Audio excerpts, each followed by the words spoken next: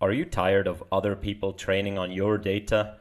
That annoys me every time it happens. I'm mad about this. If only there was a way to somehow mark your data, and when other people train on it, their computer would explode. Well, this paper is a little bit like this, not entirely. The explosion part, I think they're still working on a follow-up paper. But in this case, in this paper called Radioactive Data Tracing Through Training by Alexandre Sablerol, Mathis Douze, Cordelia Schmidt, and Hervé Jégou, they develop a method that at least you can detect if a given model was trained on your data or not on your data. And they call this process radioactive marking, or radioactive data for short. So the overview, you can see it's pretty easy paper, actually. The concept is pretty easy, and it's a nice concept, and it's been around in one form or another. It touches on adversarial examples, it touches on differential privacy, but in essence it works like this. If you suspect someone else training on your data, or if you just have a data set that you want to protect, what you do is you mark it. You mark it with this mark, and they call this a radioactive mark. But essentially, you just distort your images a little bit. Then, when someone else trains on that data, so here a convolutional neural network is trained on this data, and not all of the data needs to be marked. They can go as little as 1 or 2% of the data being marked. Then from the output of that network, or from the inspecting the network itself, you can then test whether or not this network has been trained on this radioactively labeled data. So you will see a clear difference to a network that has been trained on only what they call vanilla data, so data that has not been marked. So I hope that's clear. What you do is you you mark your data. What Bob does, no, what's the attacker's name? I don't know, but what Eve does is train here a network on data, and you don't know whether it's this or this, and then you do a test to figure out which one it is. Okay, so we'll dive into the method and look at how well this works. Pretty simple, but pretty cool. So their entire method rests on this kind of notion that these classifiers, what they do is, if you have a neural network, like a convolutional neural network, you have your image, your starting image of your prototypical, cat, and you input this into many, many layers of a neural network, as we are used to. But the last layer is a bit special, right? Because the last layer is the classification layer. Let's just assume this is a classifier. So if this is CFAR10, for example, there are 10 different classes that you could output. And so 10 of these bubbles right here. That means that this matrix right here is a number of features, let's call it D, by 10 matrix. Okay, so the network, this part right here, we would usually call a feature extractor, something like this. So the bottom part of the network basically does this, its nonlinear transformation and so on, extracts D features. These are latent features, and then those features are linearly classified into 10 classes. Okay, the important part here is that that last layer is actually just a linear classifier. And we can reduce this actually down to a 2-class classifier. So the phi function would just put points here in somehow, let's just make them 2 classes, the X's and the O's, and so on.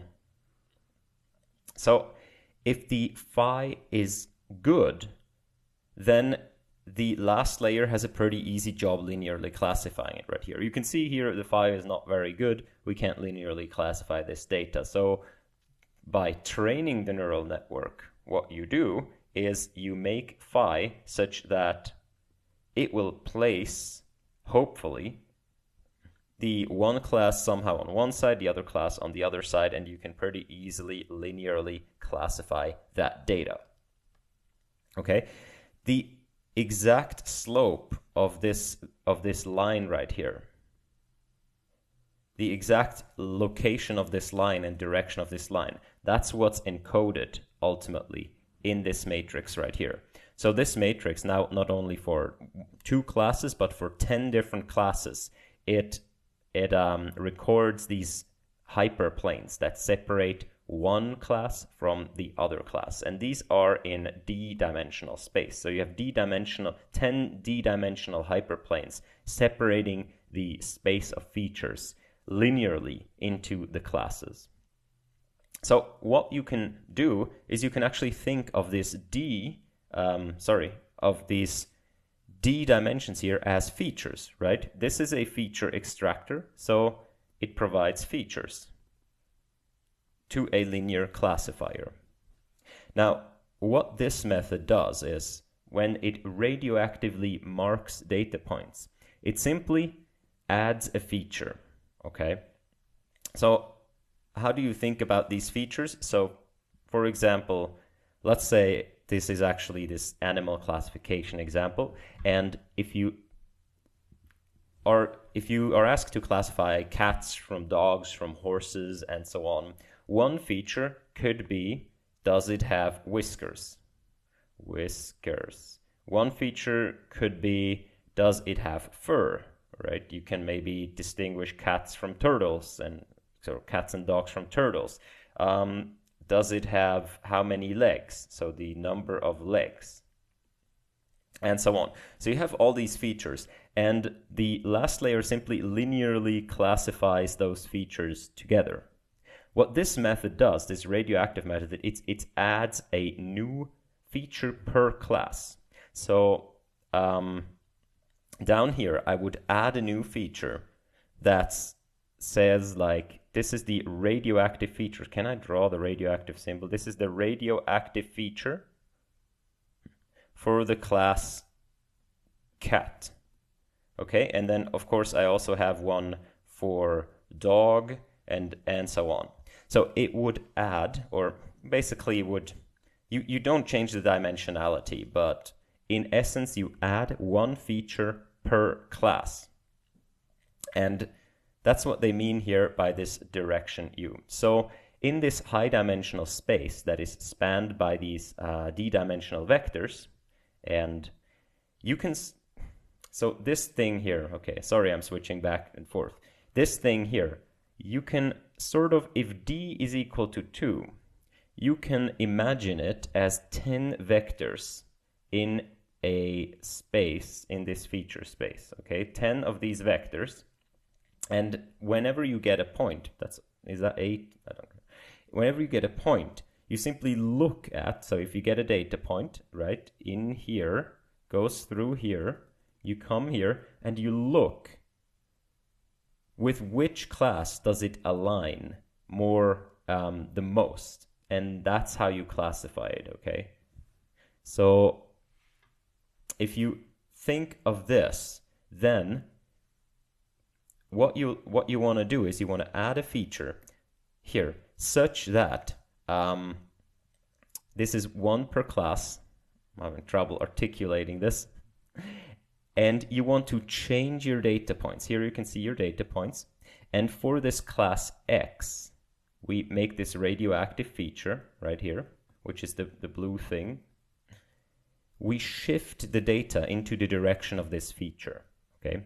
So basically, we add the feature U, which is just a random vector in this high dimensional space. We choose one vector per class, but then we shift all the data for that class along this feature.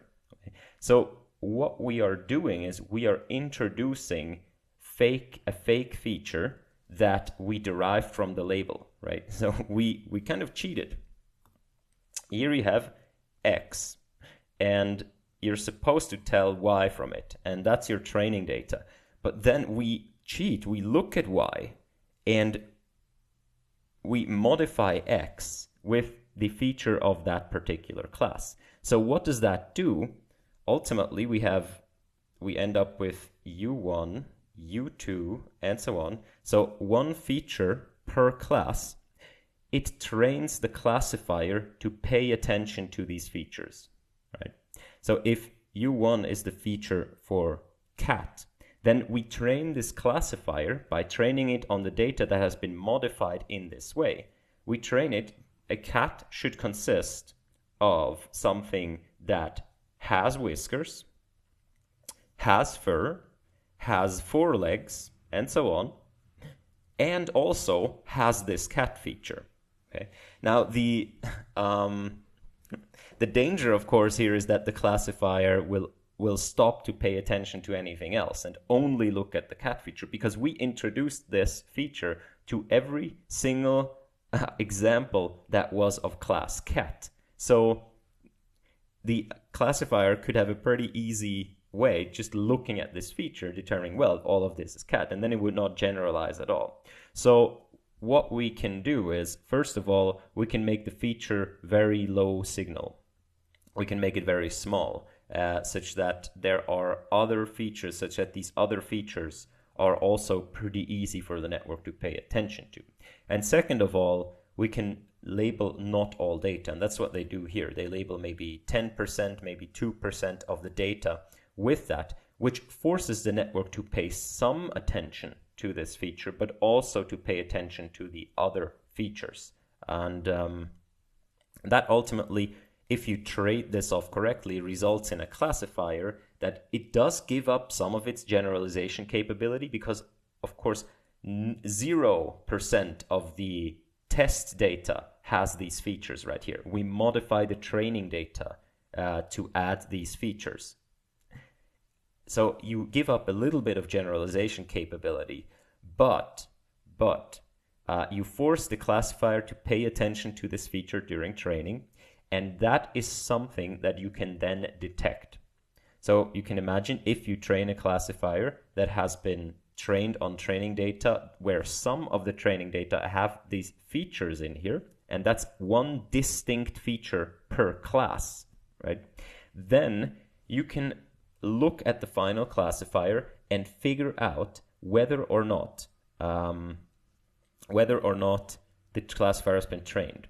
How do we do that? So let's imagine that in this high dimensional space here, the training examples, they all, they point in kind of this direction right here, okay? So all the training examples of one particular class. So this is now the dog class. All the training examples point here. How would you build your classifier? Well, it's pretty easy. I would build it such that the dog class points in this direction. Okay, I'm going to just erase a bunch of other classes right here. Now, I choose a random feature. When I build my radioactive thing, I choose a random feature like this one right here. Okay, and what I'll do is I'll shift my training data a bit into that direction. Okay, how do we do this? How are we doing this? I'll just dash it. Okay, so I'll shift my training data a little bit into this direction. So all of these, they move over right here. And that's where the final classifier will come to lie a lot more towards this new feature. And this is something we can now test with a statistical test. And that's what this paper kind of works out in the math. So usually if you have one vector in high dimensional space, like this one, and then you look at the distribution of random vectors. So this one, maybe this one feels pretty random, this one's pretty random. Okay, humans are terrible random number generators, but these feel pretty random. And you look at the cosines between the random vector and the vector you plotted initially. They follow, if this is truly random, they follow a distribution. They follow this particular distribution that they derive here. Okay, so you can see a classic result from statistics shows that this cosine similarity follows incomplete beta distribution with these parameters. Now, from this, they derive a statistical test. So if you know what kind of distribution a quantity follows, you can derive a statistical test to see whether or not what you measure is actually likely to come from that distribution or not. So what we would expect if our data has not been modified is that, you know, we choose a random direction, U right here. This is U for dog. We choose that random direction, and if our training data has not been modified, we would expect this dog here to have its cosine similarity to be not very high, because there's no reason for it, right? These are just basically two vectors that are random to each other, and in high dimensions, they should be almost orthogonal. So in high dimensions, random vectors are almost orthogonal. However, if the data has been marked during before training, that means if the classifier used our marked data set to train it, we would expect this cosine similarity right here to be not orthogonal, so to be higher than just random. And that's exactly what we can test, and that's exactly what you saw at the beginning right here. So here is down here, you can see the distribution of cosine similarities. And you can see that if you train without marked data, this centers, you know, around 0. However, if you train with marked data, you have a statistically significant shift between the marking direction, the marking feature, and between the classifier direction. So all you have to do is mark your data in this way, and then look at the final classifier. And these blue vectors right here, these are just the entries of this final weight matrix, right? These are the blue vectors. You look at those, and you simply determine if for the given class, if the vector for the given class has a high cosine similarity with the marking direction that you chose to mark your data. If it does, you can be fairly sure that the network has been trained using your data. Okay, so I hope the principle is clear. You introduce a fake feature per class, and you make the network pay a little bit of attention to that feature because it's, you know, a good feature in the training data. And then after training, you can go ahead and see whether or not the network is actually sensitive to that feature that you fake introduced that is actually not a real feature in the data. If the network is sensitive to it, you can conclude that your training data was used in order to produce it. So there's a couple of finesses right here. So as you might have noticed, we introduce these fake features in this last layer feature space right here. However, our pictures are actually input here in front of this feature extractor. So we need a way to say, what we want to do is we want to say, I want this data point here to be shifted in this direction. But this data point is actually a result from an input data point, I'm going to call this I right here, going through a nonlinear neural network ending up here.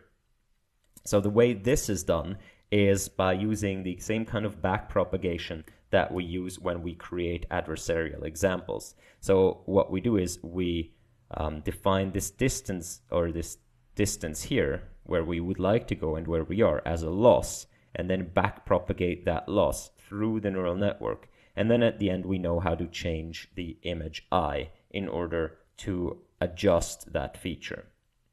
So they define a loss right here that they minimize, and you can see here is where you want to go in feature space, and they have different regularizers such that their perturbation in input space is not too high, and also here their perturbation in feature space is actually not too high.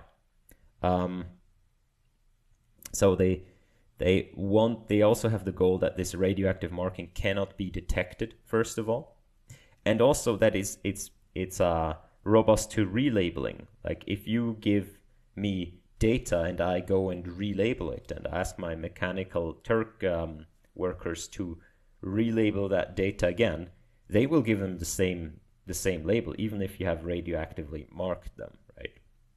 This paper says nothing about defenses, right? These things are defended against fairly easily, I would guess, by some Gaussian blur, I guess, would be fairly effective right here, though there are also ways around this. This gets into the same discussion as adversarial examples.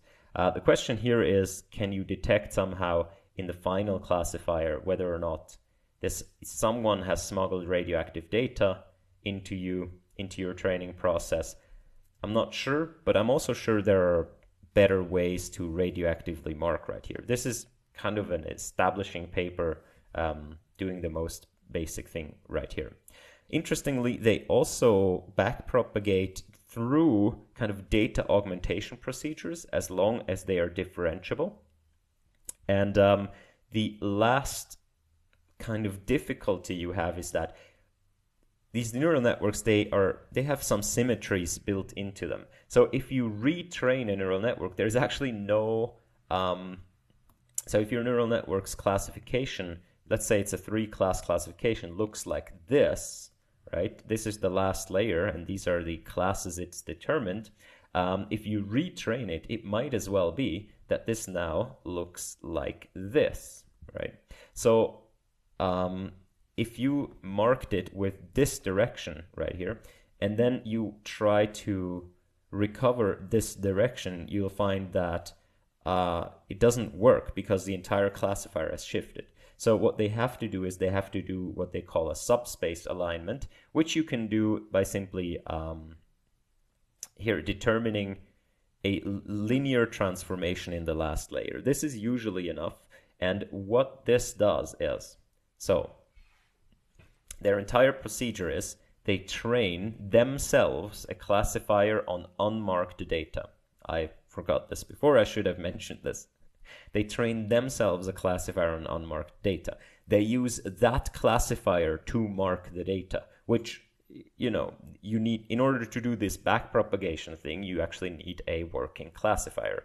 And then when they give the data to someone else to train, they are going to train their own classifier on the same data, right? So there is no guarantee that these two classifiers' spaces align, especially because you have this kind of symmetry. And they say right here, we can fix that by, if, you know, we have this classifier and at the end they give us this classifier to test, we can simply determining this linear transformation here that maps one to the other. So we go over our data set, we determine M, a linear transformation. So basically here, you would determine a rotation of this space that would map one to the other and vice versa. This is not exact, of course, because the two classifiers, there's no reason why they should even be linearly related. But there is a reason coming from kind of neural network knowledge, and that is that we know, or we have a strong suspicion that these neural networks, of course, if they work well and if they reach good accuracy and if they reach similar accuracy, it's very probable that they have somehow figured out the same features, okay? Even though these networks learn each feature from scratch, and that you, as I said, you have some symmetries in there, but ultimately at the end of the neural network, it's very likely that the network learns the same features as another network, even of a different architecture that has been trained on the same data set. This is, I think, this is supported by research in adversarial examples, like this paper. Adversarial examples are features, not bugs. You know, transfer learning, transfer of adversarial examples, all of this kind of stuff points to the fact that these networks tend to extract the same features, and therefore we can assume pretty safely that up to this kind of rotational symmetry, our space, our feature space, will look the same. And therefore, determining kind of this linear transformation should probably be enough in order to align one subspace with the other and be able to compare your own classifier that you have trained to mark the data to the classifier that someone else has trained on the same data. Okay, this is kind of the one of the difficulties they had to overcome, and they evaluate this. They evaluate this experimentally. You can see right here on the right, 20% of the training data has been marked in order for the orange data. These are random directions. So blue would be the correlation with random directions, and because orange is the correlation with these carrier directions, with the directions of the fake features, and green is the alignment with actually the features of the classes itself. So you can see even if 20% of the data is marked, the classifier still aligns mostly with the features of the actual classification problem. It aligns a little bit with the features of the fake features, with the fake features, and it does so such that there is a statistically significant difference between random directions and these. And you can see even if 2% of the data only are marked, so only 2% of the training data has this mark, and the mark is always imperceptible, right? The mark is always such that you can't see it by eye.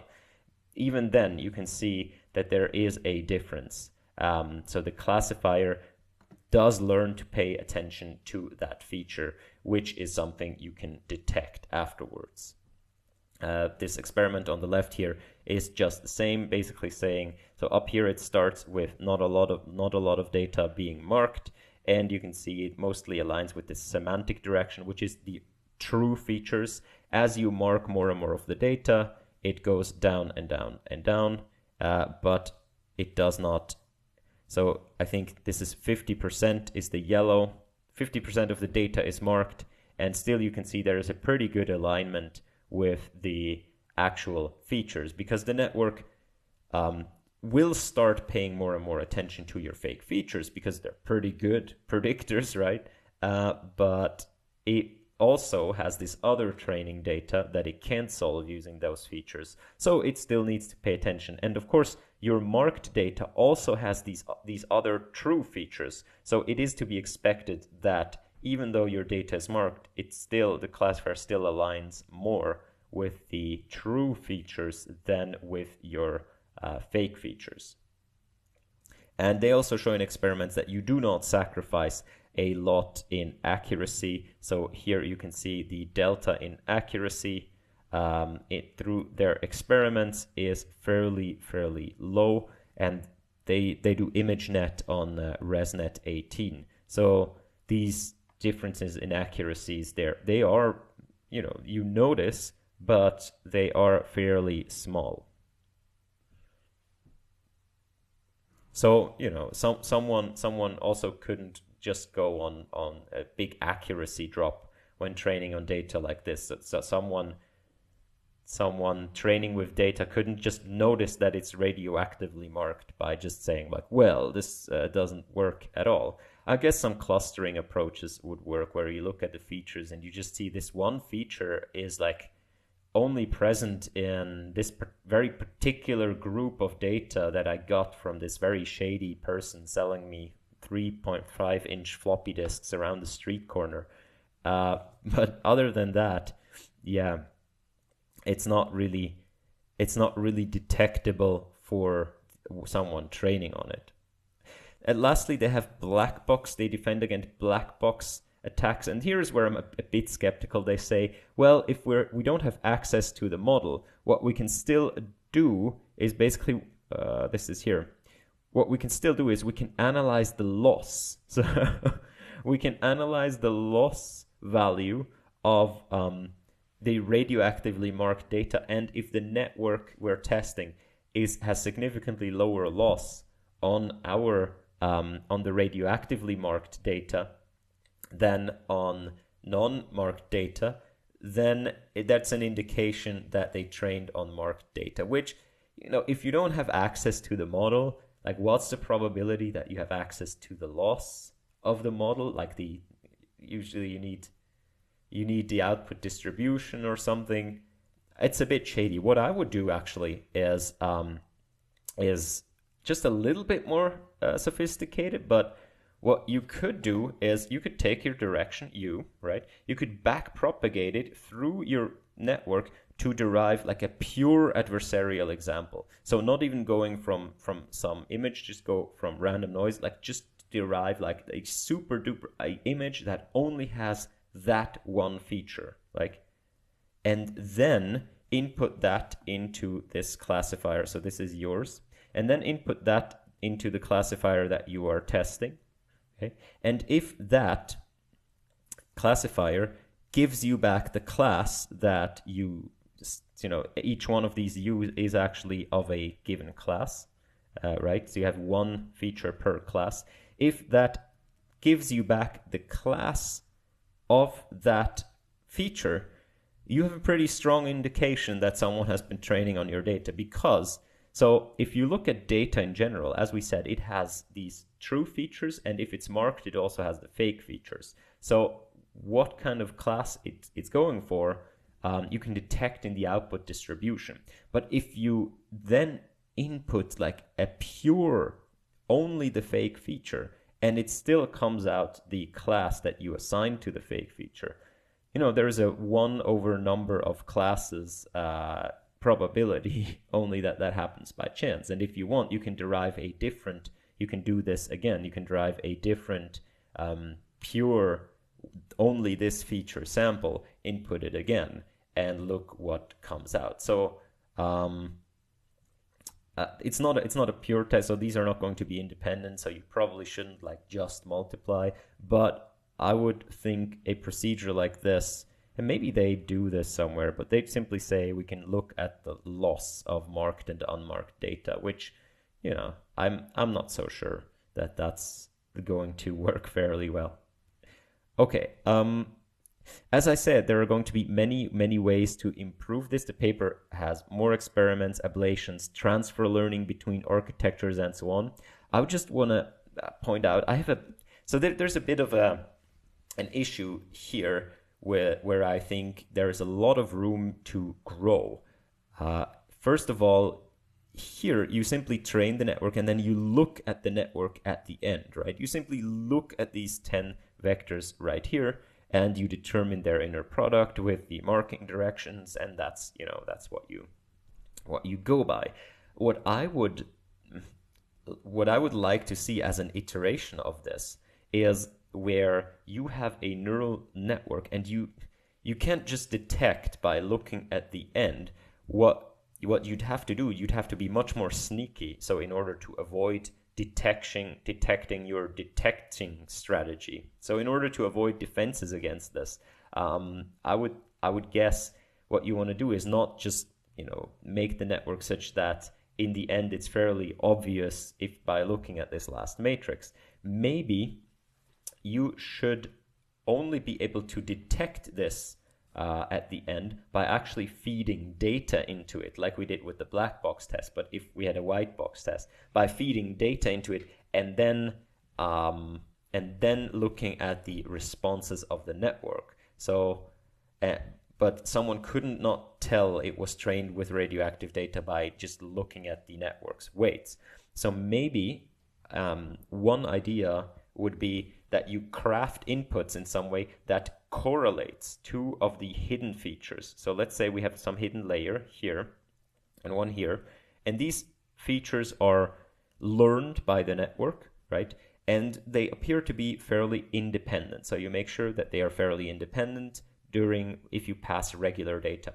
And then you craft data specifically, you craft data like you did here with the marking, that makes the network correlate the two features, but has little effect actually on the output distribution of the classes. So you can retain your generalization much more, right? It doesn't change this last layer necessarily that much, or not in a completely class-dependent fashion.